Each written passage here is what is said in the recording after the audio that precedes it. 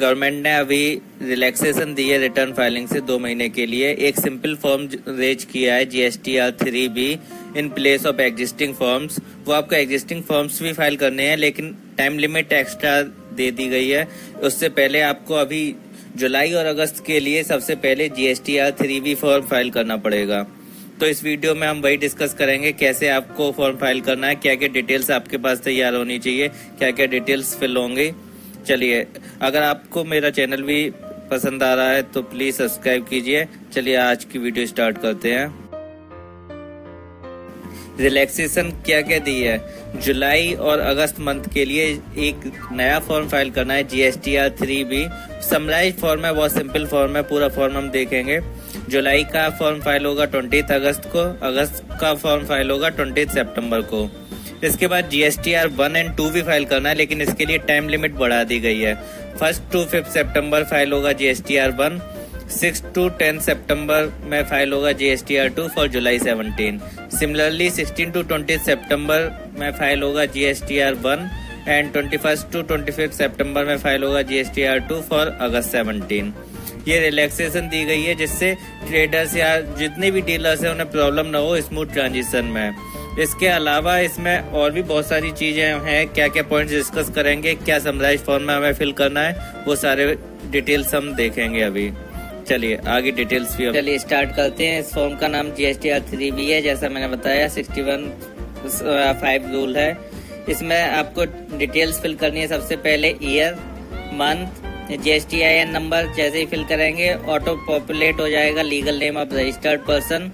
इसके बाद हम डिटेल्स फिल करेंगे outward supplies and inward supplies liable to reverse charge. मतलब आउटवर्ड सप्लाईज जो हमने दी हैं, प्लस अगर कोई रिवर्स चार्ज में हमने इनवर्ड सप्लाई रिसीव की है उनकी सारी डिटेल फिल करेंगे। क्या क्या डिटेल फिल करेंगे, सबसे पहले कॉलम में नेचर देंगे, क्या क्या सप्लाई हमने रिसीव की हैं या सप्लाई प्रोवाइड की हैं जो टैक्सेबल थी हमारे एंड पर। उसके बाद टोटल टैक्सेबल वैल्यू देंगे, फिर integrated tax, central tax, state duty tax या सेस, मतलब IGST, CGST, SGST, UTGST, cess कितना हमने चार्ज किया उन टोटल टैक्सेबल वैल्यू पर, उसकी डिटेल फिल करेंगे। तो सबसे पहले रो में है outward taxable supplies other than zero rated, nil rated and exempted. इसमें सारी टैक्सेबल सप्लाई जाएंगी, लेकिन जीरो रेटेड, निल रेटेड या एग्जेम्प्टेड सप्लाई की वैल्यू नहीं आएगी, उन पर तो टैक्स भी जीरो ही होगा ना। उसके बाद 20 में हम देखेंगे outward taxable supply zero rated, जो सप्लाई दी हमने जीरो रेटेड उसकी वैल्यू फिल करेंगे। उसके बाद जो C रो में है जो एग्जेम्प्टेड सप्लाई है उसकी डिटेल फिल करेंगे। D रो में इनवर्ड सप्लाई फिल करेंगे जो लायबल टू रिवर्स चार्ज है एज पर सेक्शन 93 एंड 94। अगर अनरजिस्टर्ड डीलर से हमने कुछ परचेज किया है सब्जेक्ट टू सम कंडीशंस तो उसकी डिटेल फिल करेंगे। उसे डिटेल फिल करेंगे, टोटल टैक्सेबल वैल्यू देंगे, फिर IGST कितना हमने पे किया, CGST कितना पे किया, SGST कितना पे किया या सेस कितना पे किया। एंड लास्ट कॉलम में, लास्ट रो में है हमारा नॉन GST सप्लाईज, जिसपे GST एप्लीकेबल ही नहीं है, जैसे पेट्रोलियम प्रोडक्ट है उस पर GST एप्लीकेबल नहीं है, तो उनकी डिटेल्स फिल करेंगे। इसके बाद हमें डिटेल फिल करनी है इंटर स्टेट सप्लाईज, जो हमने अनरजिस्टर्ड पर्सन्स को सप्लाई की है या फिर कंपोजिशन टैक्सेबल पर्सन को सप्लाई किया या UIN होल्डर्स को। UIN होल्डर्स कौन होते हैं, जो हमारे एम्बेसी वगैरह से रिलेटेड पर्सन है, एम्बेसी रजिस्टर्ड है, उनको UIN नंबर दिया जाएगा। वो सब रिबेट ले सकते हैं 50% की एज पर रूल्स, तो उसकी डिटेल्स अलग से फिल करनी है इस रिटर्न में। तो क्या क्या कॉलम्स हमें फिल करने पड़ेंगे, पहले तो प्लेस ऑफ सप्लाई, स्टेट या UT डिटेल फिल करनी पड़ेगी, फिर टोटल टैक्सेबल वैल्यू कितनी थी एंड टोटल IGST कितना बना उस पर। चलिए क्या क्या देखते हैं। Supply made to unregistered person, कितनी हमने अनरजिस्टर्ड पर्सन को सप्लाई दी। आपको याद है कि नॉर्मल फॉर्म में हमें 2,50,000 से अलग फिल करनी है, लेकिन इसमें अलग फिल नहीं करनी, इसमें टोटल वैल्यू देनी है हमें। Supply made to composition taxable person and supply made to UIN holders, अलग अलग रो में हम फिल कर देंगे। क्या क्या फिल करेंगे, एक तो प्लेस ऑफ सप्लाई, फिर total taxable value and then amount of integrated tax. ठीक है, बार बार मैं वैल्यू ऑफ टैक्सेबल सप्लाई बोल रहा हूँ। वैल्यू ऑफ टैक्सेबल सप्लाई बनेगी कैसे, टैक्सेबल सप्लाई बनेगी वैल्यू ऑफ इनवॉइसेस, जितने आपने इनवॉइस रेज किए tax invoice, plus value of debit notes उसमें माइनस कर देंगे जो आपने क्रेडिट नोट इशू किए हैं, ऐड करेंगे जो एडवांस आपको रिसीव हुआ है लेकिन जिसका इनवॉइस करंट मंथ में रेज नहीं हुआ, और माइनस कर देंगे जो वैल्यू ऑफ एडवांस हमने एडजस्ट कर दी अगेंस्ट इनवॉइसेस। ठीक है, value of taxable supply simple है, सप्लाई बनेगी वैल्यू ऑफ इनवॉइसेस, कितने इनवॉइसेज किए, कितने डेबिट नोट रेज किए, तो उसमें से माइनस कर देंगे क्रेडिट नोट्स, ऐड कर देंगे जो एडवांस रिसीव हुआ जिसका इनवॉइस अभी रेज नहीं हुआ, माइनस कर देंगे जो एडवांस रिसीव हुआ था लेकिन इनवॉइस के अगेंस्ट एड्रेस। अब डिटेल फिल करेंगे हम एलिजिबल आईटीसी की, इनपुट टैक्स क्रेडिट जो हमें रिसीव होगा, किस किस टैक्स का हमें एलिजिबिलिटी है उसकी डिटेल फिल करेंगे, जो हम सेट ऑफ भी करेंगे बाद में आउटपुट लायबिलिटी से। इससे पहले मैंने आउटपुट लायबिलिटी की डिटेल फिल करी थी, अब इनपुट टैक्स क्रेडिट की डिटेल्स फिल करते हैं। सबसे पहले कॉलम में डिटेल्स फिल करेंगे किस किस तरह के इनपुट क्रेडिट हम ले रहे हैं, सेकंड कॉलम में इंटीग्रेटेड टैक्स, थर्ड में central tax, state duty, cess, ये सारी डिटेल्स फिल करेंगे कितना कितना हम इनपुट ले रहे हैं।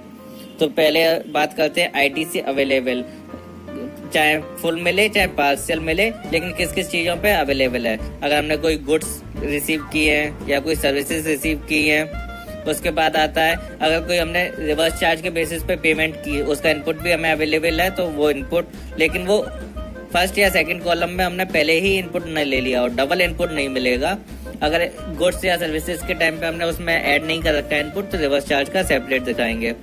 अगर सर्विस आईएसटी के थ्रू हमें कोई इनवर्स सप्लाई मिली है तो उसका इनपुट क्रेडिट, अगर इसके अलावा भी कोई अदर क्रेडिट है लाइक कैपिटल गुड्स का हो गया या फिर कोई ट्रांजिशन फेज के टाइम का क्रेडिट हो गया, तो वो क्रेडिट की डिटेल्स फिल करेंगे। ये सारी डिटेल्स फिल करेंगे कॉलम्स में आईजीएसटी, सीजीएसटी, एसजीएसटी और सेस के बेसिस पे। इसके बाद इसमें कुछ अगर आईटीसी रिवर्स किया है उसकी डिटेल फिल करेंगे। हर प्रोडक्ट पे या हर आइटम पे कुछ कंडीशंस के बाद हमें इनपुट नहीं मिलता, तो पहले कंडीशन है एज पर rule 42 and 43 of CGST rule. ये क्या है? इसमें है कि अगर कोई बिजनेस और अदर पर्सनल यूज के लिए भी कोई सप्लाई ली जाती है, एक ही कंपोजिट सप्लाई है जिसमें दोनों यूज होते हैं, बिजनेस के लिए भी यूज हो रही है एंड पार्शियल यूज के लिए भी, तो प्रोपोर्शनेटली रिवर्स करना पड़ेगा। सिमिलरली अगर कोई इनपुट हमें मिल रहा है एग्जेम्प्टेड सर्विस के लिए और टैक्सेबल सर्विस दोनों कामों में यूज हो रहा है, तो उसका भी प्रोपोर्शन करना पड़ेगा रूल 42 एंड 43 के बेसिस पे, तो उतना रिवर्स कर देंगे। इसके बाद नेट आईटीसी अवेलेबल आ जाएगा, कितना इनपुट अवेलेबल है। पहले था कि कितना इनपुट टोटल हमें अवेलेबल था, माइनस किया कितना रिवर्स किया, तो नेट आईटीसी अवेलेबल सी रो में आ जाएगा। इसके बाद हमें डिटेल फिल करनी है इनएलिजिबल आईटीसी की, जो लिस्ट दी हुई है एज पर सेक्शन 17(5) लाइक मोटर व्हीकल्स पे नहीं मिलेगा अनलेस वो सेम बिजनेस में ना हो या फिर कुछ कंडीशंस पर ना हो, तो वो पूरी लिस्ट है। उसमें अगर एलिजिबल होता है तो वो इनपुट टैक्स क्रेडिट नहीं मिलेगा, उसकी डिटेल यहाँ फिल करेंगे। जैसे फूड रेस्टोरेंट्स में भी नहीं मिलेगा, प्लास्टिक सर्जरी में नहीं मिलेगा, लिस्ट है 17(5) में आप देख सकते हैं। तो जो इनएलिजिबल है उसकी डिटेल्स यहाँ फिल करेंगे। फिफ्थ पॉइंट पे आते हैं, इसमें डिटेल फिल करनी है हमें value of exempt, nil rated and non GST inward supply. हमने कोई एग्जेम्प्ट सप्लाई रिसीव की है या निल रेटेड सप्लाई रिसीव की है या non GST inward supply receive की है, तो उसकी डिटेल यहाँ फिल करेंगे। कैसे कैसे फिल करेंगे? सबसे पहले नेचर ऑफ सप्लाई देंगे, उसके बाद इंटरस्टेट सप्लाई देंगे, फिर इंटरस्टेट सप्लाई देंगे। अब कौन कौन से एग्जेम्प्ट या निल रेटेड या नॉन जीएसटी सप्लाई हो सकती है? अगर हमने कंपोजिशन स्कीम के सप्लायर से कुछ लिया है तो उसमें टैक्स हमें सेपरेट शो नहीं होगा, या कोई सप्लायर है जो exempt and nil rated goods में डील करता है तो हमें सप्लाई में टैक्स नहीं पे करना होगा या सेपरेटली शो नहीं होगा। या फिर इसके अलावा कोई नॉन जीएसटी सप्लाई है तो इसकी डिटेल फिल कर देंगे। इंटरस्टेट सप्लाई कितनी हमने ऐसी रिसीव की है, इंटरस्टेट सप्लाई कितनी रिसीव की है। इसमें टैक्स का कॉलम क्यों नहीं है? टैक्स तो 0 ही है ना, टैक्स तो हमने पे ही नहीं किया इन सप्लाई पे सेपरेटली, इसलिए इसमें शो नहीं हो रहा।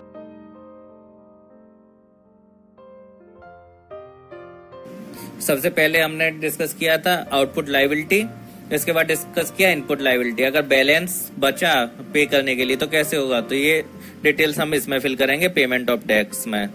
पेमेंट ऑफ टैक्स डिस्कस करते हैं, पहले डिस्क्रिप्शन देंगे कि कितनी लायबिलिटी थी, किस बेसिस पे पे कर रहे हैं, तो चारों टैक्स हम एक रो में डाल देंगे, आईजीएसटी, सीजीएसटी, एसजीएसटी या सेस।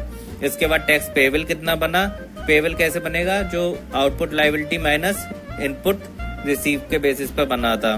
तो आउटपुट लायबिलिटी पहले डाल देंगे टैक्स पेबल 2 कॉलम में, फिर उसके बाद paid through ITC input tax credit कितना अवेलेबल था उसकी डिटेल फिल करेंगे। इसमें एक चीज याद रखना, सेस का इनपुट केवल सेस से मिलेगा, स्टेट यूटीजीएसटी का इनपुट स्टेट इनपुट से या आईजीएसटी से मिलेगा, सेंट्रल का आईजीएसटी या सेंट्रल से मिलेगा, और आईजीएसटी का किसी से भी मिल जाएगा।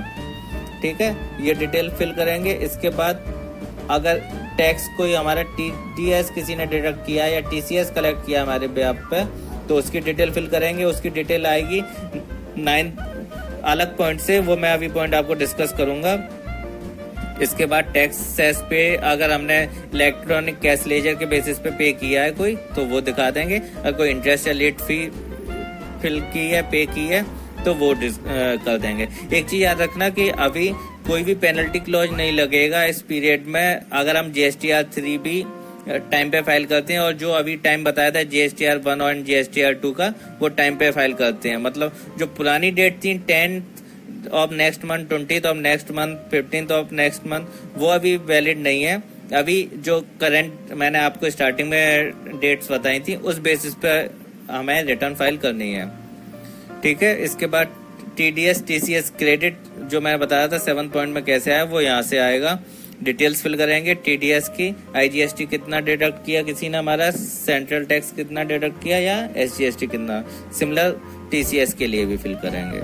इसके बाद वेरिफिकेशन हो जाएगा ऑथोराइज सिग्नेटरी का। बस ये सिंपल सा फॉर्म था, आई थिंक आप लोगों को समझ में आ गया होगा। अगर कोई भी कंफ्यूजन है अब भी, तो आप कमेंट बॉक्स में शेयर करें।